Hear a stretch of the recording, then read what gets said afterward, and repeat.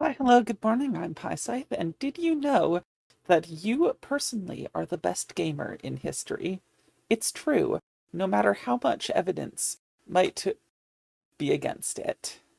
Anyway, I decided that since we're entering a new era of Arcane, and we're entering a potentially new era of Struggles of Arcane patches, I should decide to step back, take a look at the state of the game, at least in my experience, and talk a bit about where all of these various factions are at. And what better excuse to do that than this format, the well-trodden tier list. So let's start from the bottom here with a very obvious S tier, the Demon Slaves.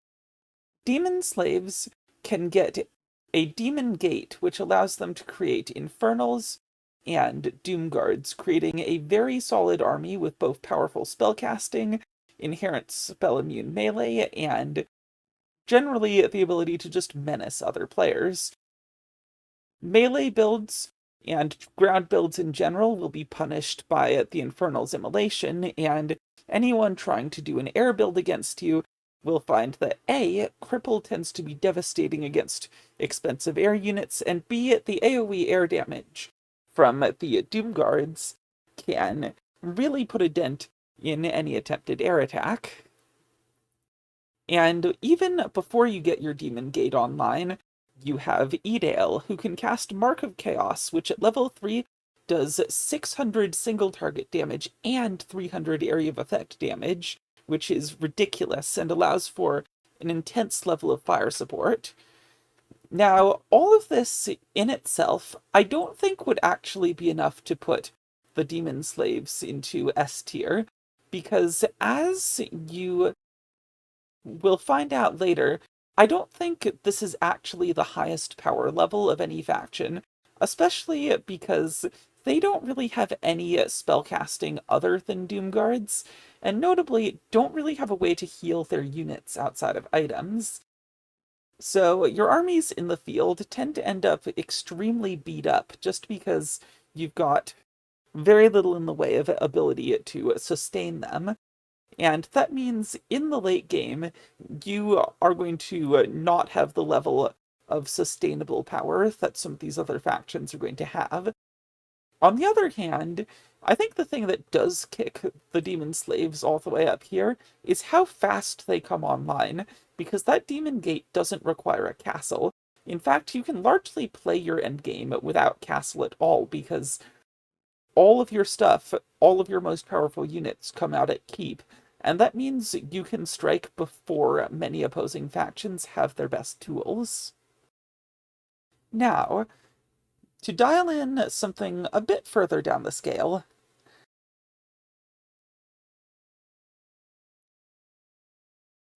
let's talk about the Imperial Army. The Imperial Army is a faction that I would describe as broadly unremarkable. The units are extremely generic, normal strength human units, by which I mean they don't really have the depth of roster that a vanilla faction does. They have the depth of roster that Arkane's humans do at their most basic form. You're playing with, like, first human book levels of technology here. The one thing that really strikes out at me from this faction's roster is the ability Military Edict, which gives a significant flat damage bonus to all units in its area of effect, and this is really powerful potentially, since it's a flat damage bonus. If you put it on low damage units with high rate of fire or a good damage type, you can potentially get a lot done. But with the Imperial Army, what are your targets for this? Chaplains? Conjurers? I just don't think this faction has a lot of juice. Now, one of the most game-defining abilities in Arcane in general is War Aura. Once a 70% damage buff to the full army, it has been nerfed down to 60 and now 50. And it's not something you can expect to have early game in any case, because it requires you to get a hero to level 6. The Wolf Regiment's own General Darkfang has War Aura, However, there's a bit of a problem with this, which is that the Wolf Regiment's actual units, their basic units are cool. You've got your Frenzy Melee, you've got mode switching riflemen, but then you look out in the roster and it just gets more depressing. I think of all the factions that have access to War Aura, Wolf Regiment is the most depressing to actually use, the least inspiring to find targets for your War Aura shenanigans. Your heavy melee is the Wolf Guard, which is an embarrassment to heavy melee. Your spellcasters are chaplains and necromancers, because, I mean, I don't actually have a strong opinion on how good these are at working together. It's just inherently funny. And then you've got, what, catapults? I'm just not feeling it. I think there's much better things to play if you're interested in just doing War Aura. But if you do want to have some fun with basic units, the Wolf Regiment's got it. And it's got War Aura, which means it's going to be a B at absolute minimum. Now, if you do want something really cool to do with War Aura, this is the faction that you're going for. Bull and Dragon.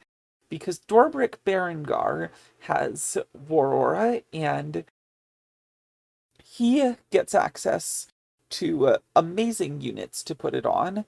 The Tamed Lizard is very stat efficient and an excellent ranged option that can also stun units, which I consider possibly to be a very high value. I might be overvaluing this. Once you get to Tier 3, you can put them behind hardened skin melee units in the Bullfighter. It's not the strongest of hardened skin melee options, but it's still very durable and it can survive a lot of nonsense.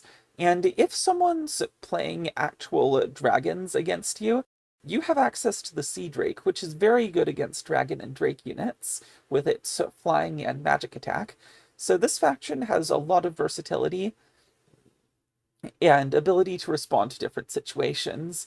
Additionally, its siege weapon is the Pyro Hydra, which is hands down the most durable siege weapon in the entire game, meaning that you can really blast things apart, blow through unarmored units, blow through buildings, and instead of having a frail catapult, you're doing it from the position of strength of having a rapidly regenerating Hydra with over 700 hit points.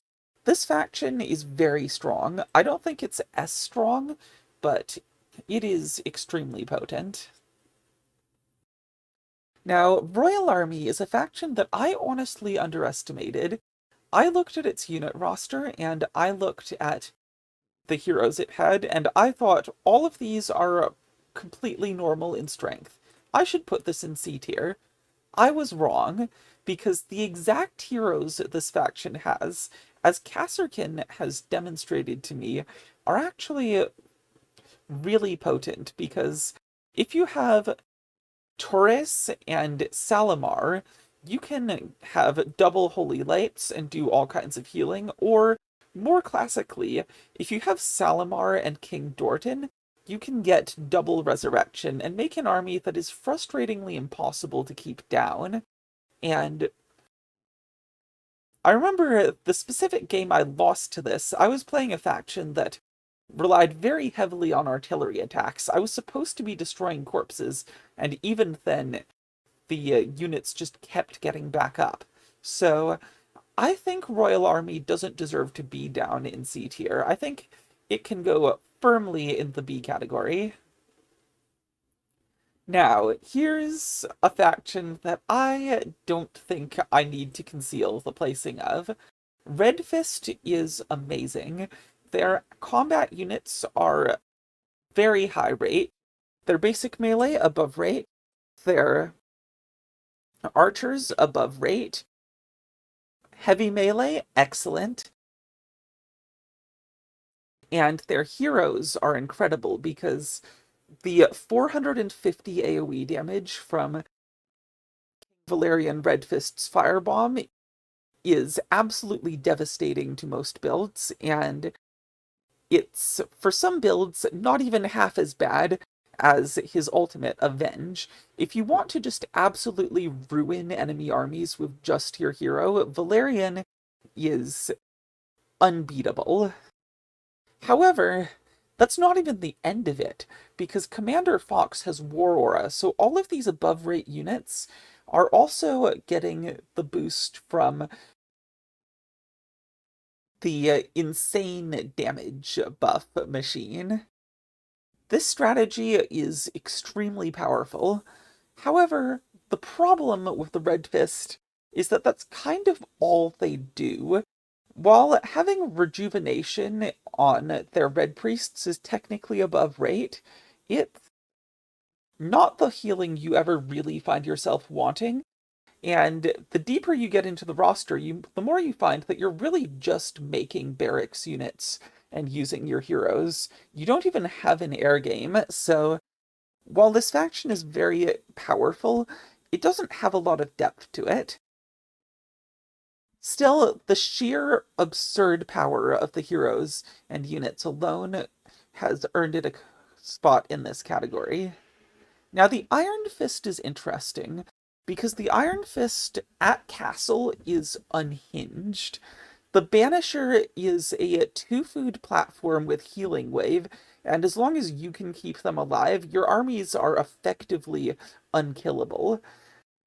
And the armies themselves are made of dragons.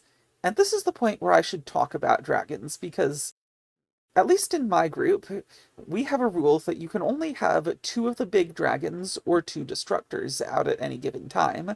And this is because any more than that is ludicrous.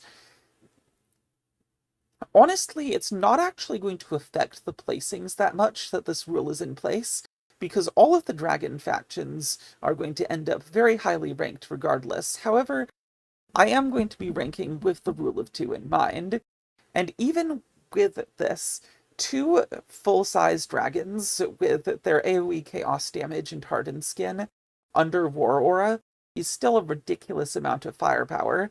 And oh yeah, this is a War Aura faction too, because Gardon Bloodclaw, once he hits 6, becomes a War Aura hero. So, there is one problem with the Iron Fist, and that is all of that crazy stuff I just talked about. Yeah, you don't get any of that until your castle is up, except for Gardon, who needs to get to level 6. So what you've got here is a faction that is incredibly powerful late game, but has comparatively mundane options in the early game, and I think that's the big weakness of the Iron Fist and Struggles of Arkain. If you can eliminate the Iron Fist player early, you can save yourself in absolute hell later. Still, that sheer ludicrous potential for late game power is going to propel this faction into the S tier. And speaking of S tier, let's talk about the Golden Guard. The Golden Guard have dragons. The Golden Guard have a hero with Firebomb in Lord Marin, and if you look at the rest of their roster, the Golden Guard is kind of just all good. You've got good melee units, you've got the option to absolutely torch people with Mass Angelics doing single target damage. You've got good healing options. You've got the ability to spam out paladins, which have hardened skin and holy light. You have a good early game defense, and you have a huge range of amazing options for the late game. I'm honestly not sure if this faction even has a weakness. It is very much belonging in this tier. Now here's a faction that I'm not as sure how to evaluate, because dwarves are good. I think they're at least A good. I don't know if they're S good, because dwarves have really good melee options. Their basic melee unit is really good. They can mess with the opponent's heroes with Soulburn on their casters. They have a hero that has Firebomb, which can absolutely devastate groups of low HP units, if not outright obliterating them. And it's got the War Priest, which has the amazing spell list of Roar and Healing Ward. So you have an endlessly sustainable army and the ability to just dump a 25% damage buff on all of it. The dwarves are really good. And unlike a lot of these factions, they also have a bunch of good air options. They've got flying machines, they've got griffins. That's all they really need. So I think this faction has a lot of power and a lot of versatility. I think it's definitely at least at the top of A tier. And next on our list is a weird one, the elves. The elves don't, at first glance, have a whole lot going on. They don't have an immediate power unit, they don't have crazy spellcasters, they don't have weird stuff on their heroes. The only thing that immediately strikes me as being strong is the Judicator, which has nearly the power of a heavy 4-food melee unit in a 3-food body, but hyper-efficient melee isn't enough to succeed here. And if it were just that, I'd put the elves down here. Thing is, I think there's a bit more going on with the elves, because most Arcane factions are very lacking in good anti-magic. Most of these factions don't have a spell immune unit, or really access to feedback or other things that can be used to break through and neutralize or ignore magic. But the elves get 2 spell immune options. The Valkyrie flies has spell immune and can use magic attacks to threaten enemy spellcasters, and you have the Spellbreaker, which is the perennial block of guys who just push damage, shred the mana on whatever's in front, and cannot be broken with spellcasting. And when you've got things in play like Mark of Chaos or Firebomb or Firebomb, having options like this is really important. And when you're playing against a faction like the Demon Slaves that relies on melee spellcaster units, Spellbreakers could really tear this group up. So I think the elves, probably fairly matchup dependent, but also very capable of punching above their weight class in the right hands. And that's it for the human factions, but we're not done yet, because the next thing is the orcs. And we're going to start with the old clans. I barely have anything to say about these guys. Their best unit is the champion, which is just the vanilla Tauren, and I just don't find any part of their roster or hero list to be particularly inspiring. The Death Breeze units I've maintained since True Story got started are the least interesting Orc clan units, and I am not changing my stance now. But if you do want to be interesting as an Orc, the United clans are a fascinating option. The United clans, to be clear, are the Darkmind plus Skullblade faction, which is a cool combination, though I think it obscures a bit of what makes Darkmind so powerful by only giving them the Outrider, their most basic unit. But the Outrider, once it's fully upgraded, is a hyper-efficient melee option, and the Skullblade units that are supplementing it are not at all bad. You've got stun archers, you've got an elite slow poison archer, and you've got good spellcasting to back it up. However, that's not what really interests me about this faction, because it also comes with one of the most remarkable heroes the orcs have access to, namely someone named Inara. Inara has Mark of Chaos and Avenge, allowing her to do a potentially insane area damage, nearly at the level of Valerian Redfist. And that's not the end of it, because this is also the faction that gets Wrath Wolfscar, who also has Avenge, meaning you potentially have a double Avenge faction, and I'm not sure if any ground army survives if it gets hit with that. And if your opponent plays air, you've got Skullblade, the best archers in all of the orc fact. Well, okay, maybe it's the second best archers in all of the orc factions, but certainly the best that are actually orcs. I think I've never seen this played to its full potential, and I'd be really fascinated to see just how much havoc you could wreak with it. These guys, on the other hand, the Goldax, ass. Like, you have very little in the way of options here. Unless you really value the ability Pillage, your basic units are at rate, but once you tech up, what do you get? Better raiders? And while 1500 HP is intimidating, the bodyguard losing Pulverize is just a downgrade from the original Orcish champion. I don't really have any ideas for what makes this faction pickable over anything else. I think this is like just worse than playing a vanilla faction. Goblins, on the other hand, I think are probably better, but it's weird because they are worse than a vanilla faction in some respects. Like, goblins have a lot going for them. They have the Goblin Pyromaniac, which has a very powerful magic attack that can just devastate your opponent's heavy armor frontline units. You've got the Goblin Rocketeer, which is basically a siege weapon that fires twice as fast for the same cost.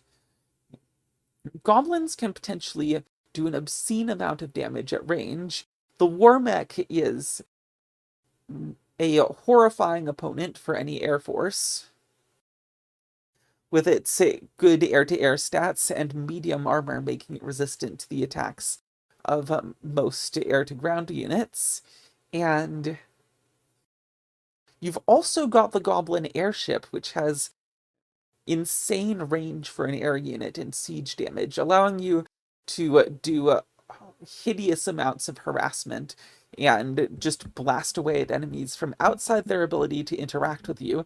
This faction is a nightmare for anyone who doesn't have air units, and even if you do, you might just not be able to deal with them. The problem with the goblins, though, is that you don't really have a good melee option or any good spellcasting. You just don't have staying power on the ground, and you don't have the ability to force multiply on the ground. I think this faction is really strong in a lot of respects, but also really weak in a lot of ways that matter. And honestly, that's really on brand for Warcraft goblins and Arcane goblins. But it is also grounds for a B tier. Now, the Shadocracy is a faction that can go a very limited number of very powerful places, because at the start you have the Fanatic, which is one of the best basic melee options in the game. It has very high stats, it has critical strike, it is the strongest grunt. It also starts with Troll Headhunters that have what in vanilla is a tier 3 upgrade, Berserker training, from the start. So your early game is going to be really strong. And once you get to the late game, you have dragons. You can make your red dragons, you can make your drakes, and unlike every other faction that has dragons, you have access to Healing Ward, which is percentage-based healing, meaning that you can rapidly patch up your 2000 HP plus dragons in a way that is efficient at a level that no other faction can really keep pace with. Thing about the Shadocracy, though, is that that's also kind of all it does. Like, I don't see another good strategic line with these. You're kind of showing the opponent your hand just by picking this faction. But knowing the shape of the meteor does not mean it can't kill you. S tier. Centaurs and bearmen. This one's cool. Centaurs have really good options, particularly in the early game. They've got the Centaur Impaler, which isn't a unit that starts out amazing, but once you get all of the upgrades for it, it's probably the best archer unit in the game. It does absolutely withering DPS, and it has critical hits. These things are also fast once they get their upgrades, so you can quickly dart in and out of engaging with your opponent. And while the Impalers themselves aren't amazingly durable, once you get to tier 3, you can get the Ursa Warriors, which are extremely tanky and have hardened skin, a true advantage to this alliance between centaurs and bearmen. And your spellcasters are Elders, which have high durability from being bearmen and the ability to cast multiple good healing spells to keep your army together. But why would you cast healing at all when you can pick Flammidus and just use the Burning Hands ability to tell the opponent's entire army that they can't attack? This faction is kind of insane on an angle that most of the other factions that are really good aren't, and I think it's a really solid contender for A tier. And now it's time to get to perhaps the strongest orc faction. I'm just going to drop them in S tier now. The Ogre Legion. The Ogre Legion has powerful melee. They have the ability to advance into pulverized melee and above rate archery, and they also have dragons. Plus, the Ogre Mage is an amazing melee spellcaster with the ability to spam Shockwave, Hex units, and generally be an absolute menace. The Ogre Legion is a very powerful faction that can go for both devastating air plays and extremely hard to break ground armies. While they do have limited healing and unremarkable hero power, I think the ogres have enough assets to clearly earn their spot in the S tier. Now, next is the gnolls.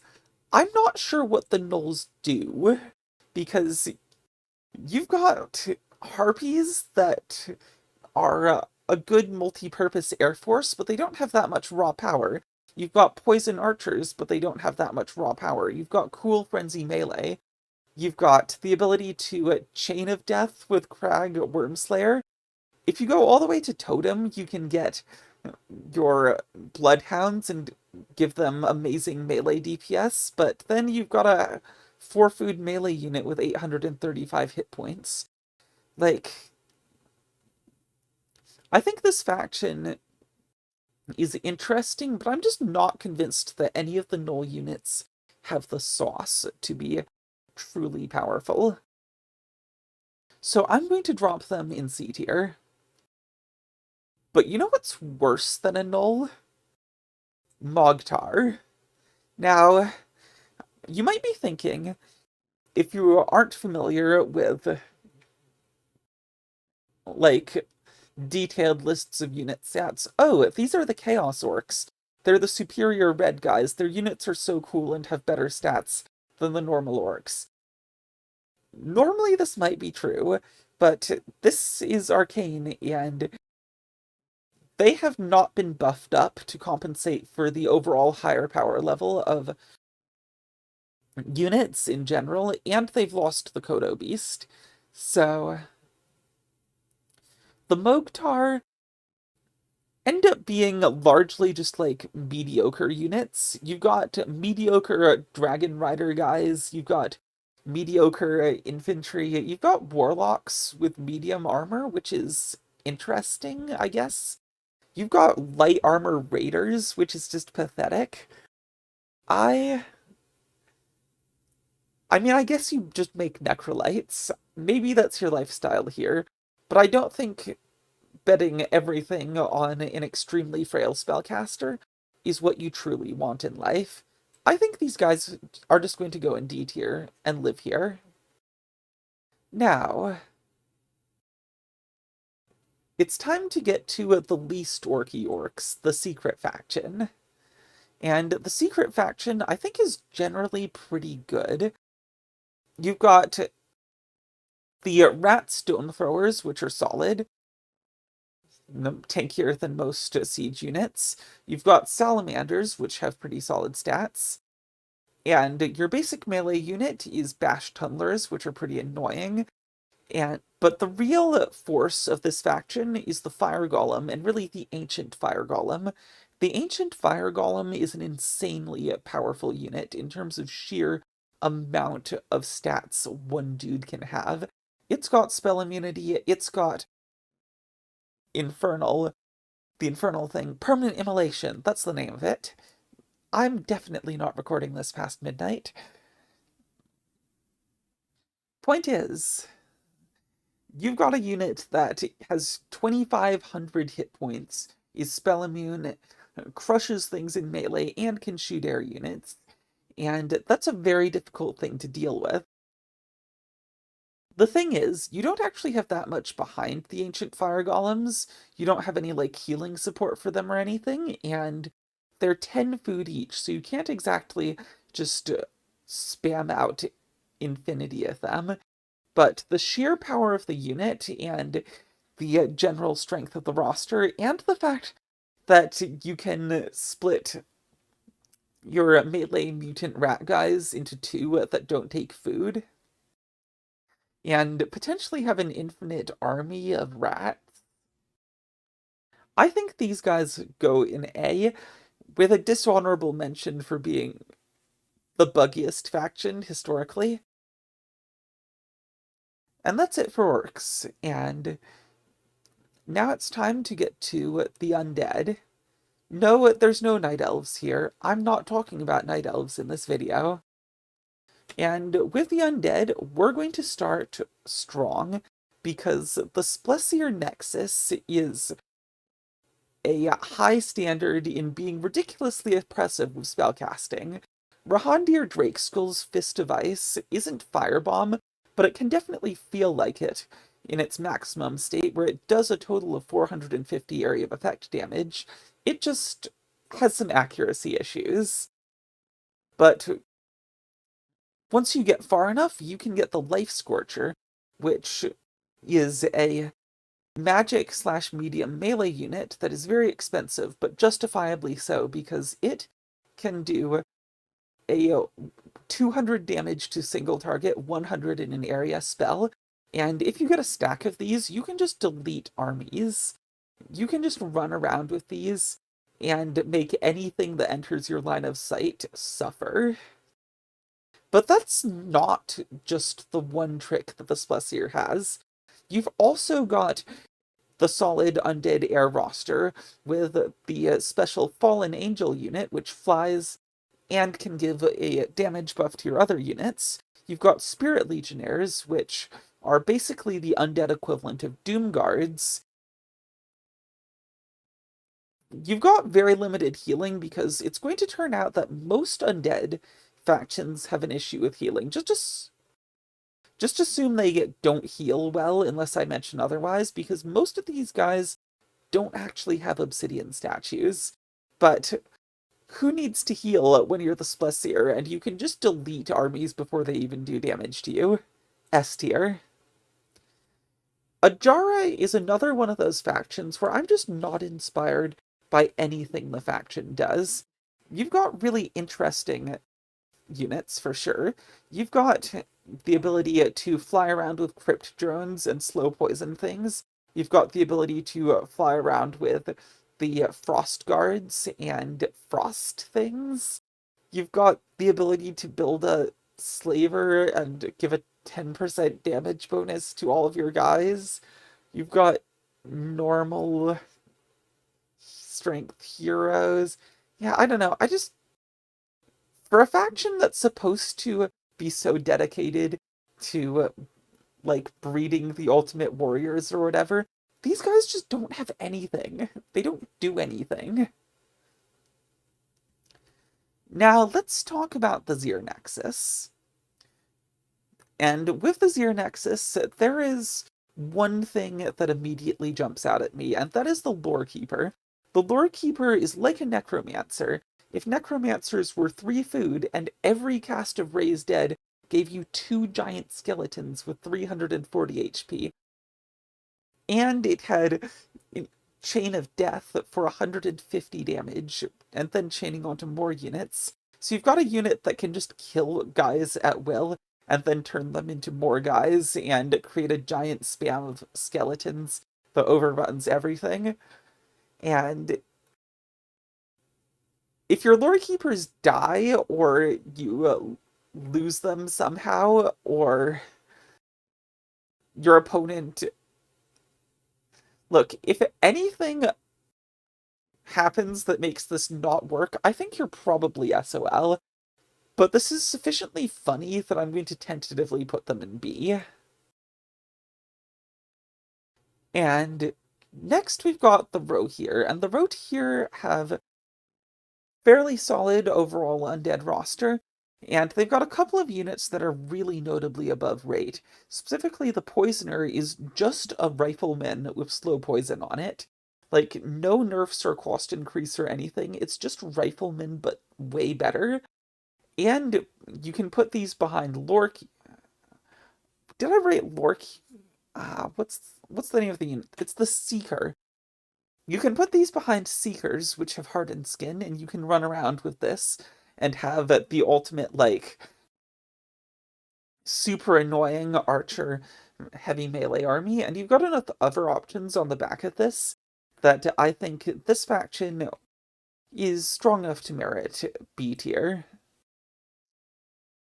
Now, speaking of things that are in one of the tiers on this list, let's talk about the Khazar Nexus. The Khazar Nexus starts with Death Guards, which are above rate, very solid melee option. It has a bunch of other normal strength units, but notably, unlike most of the undead factions, this one actually makes obsidian statues, which really helps. But they're also a faction that doesn't need it that much, because they have a thing called the Death Lord, and the Death Lord is arguably the most broken unit in this entire map. Because Death Lords have this spell called Unholy Regeneration, which is an AoE heal that does a significant chunk of healing to everything near it, and also restores mana to everything near it. Now, this includes restoring mana to other Death Lords. So you can have just this infinite mana and life engine that results in an army that is actually... it's the closest you can get to being unbeatable in this entire mod. Your units just don't die, and even if you don't have Unholy Regenerations up, too bad for your opponent, the Death Lords also have Death Coil on every single one of them, so they can just endlessly patch each other up. Or just Death Coil and burn down any unit or hero that's a problem. Even if you rule of 2 them, well, they might still just be that good. They might fall out if it turns out the Death Lord is really bad under Rule of 2, or more likely, Shar just removes them from the faction. But until then, I'm just going to stick them here until something proves us otherwise. Now, the Ardaws are in a similar position to the Elves.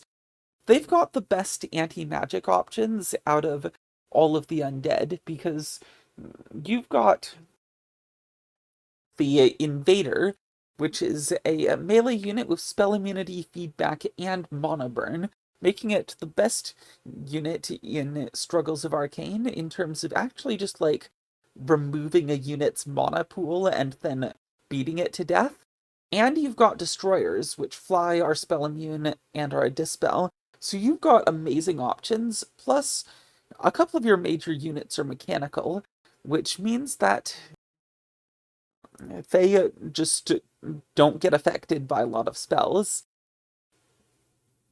So while your raw unit power isn't amazing, the combination of that and the potential damage that Galaref's Chain of Death and the Flesh Terror's Blood Explosion can do in terms of just absolutely wrecking an army means that this faction is going in the B tier. Now, the Scarek faction is a lot of guys with a lot of interesting options. The Plaguebringer can parasite things. You've got Vulture Riders that can Black Arrow, and that means you can gain a lot of momentum once you manage to start killing a few units. You've got the Bone Lords, and while they feel really weak compared to their obscenely overpowered selves within the actual campaigns, they do contain Shathar, who casts Chain of Death, which I think is a pretty good spell.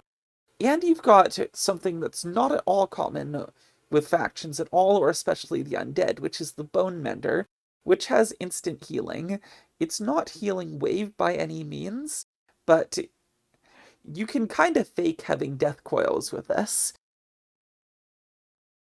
Nothing in this faction immediately jumps out at me as being OP, but it's just generally solid and has a lot of cool and interesting options, and I think that drops it into this tier. Now, the Dark Elf families. The unit that immediately comes to mind for me with these is the Enforcer.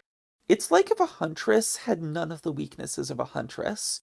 It has way more HP, it has more damage, it has medium armor. It is a very solid unit to just throw a bunch of onto the field and start ripping things apart. And before that, you've got cheap above rate lashers. And then, I don't know, what else are you doing with these? I don't really know what this faction does, actually. I'm not convinced it's going to be anything impactful. However, the final faction in our tier list, the Deviliad Nexus, absolutely fucking does do something.